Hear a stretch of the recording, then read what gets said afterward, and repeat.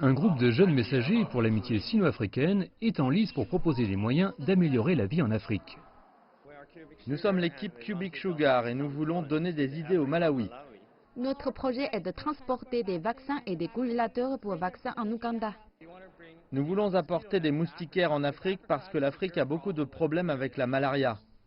Un programme intitulé Digital Library Africa vise à réunir des fonds en vendant des enregistrements d'histoire chinoise en anglais pour venir en aide aux enfants d'Afrique du Sud atteints de maladies rares.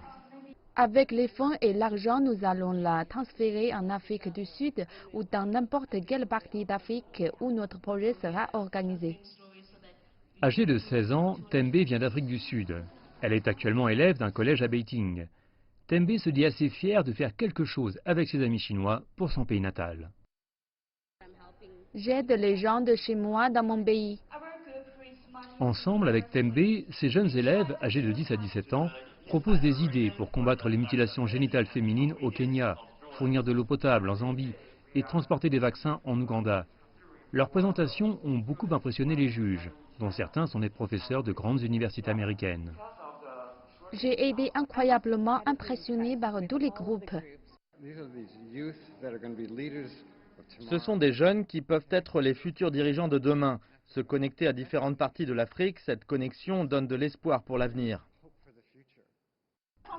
Le défi international d'intérêt public a été créé en 2017 par le Conseil des affaires Chine-Afrique et la Fondation d'assistance sociale de la Chine, afin de promouvoir les échanges entre jeunes de Chine et d'Afrique. Après 3 années de développement, le concours attire à présent des centaines d'étudiants chinois. J'espère que le défi international d'intérêt public permettra aux gens de mieux comprendre l'Afrique et d'améliorer le bien-être public et que les enfants pourront concrétiser leurs idées. D'après ce que je sais, les projets mis en avant lors du concours de l'année dernière, comme la classe musicale, sont déjà appliqués en Afrique. Ils ont envoyé des instruments de musique à plusieurs écoles du Malawi. Le projet Frigo Vaccin, qui vise à faciliter le transport des vaccins en Afrique, a aussi été très bien accueilli par les locaux. Concernant l'application à venir de leur projet en Afrique, les jeunes élèves se disent très confiants.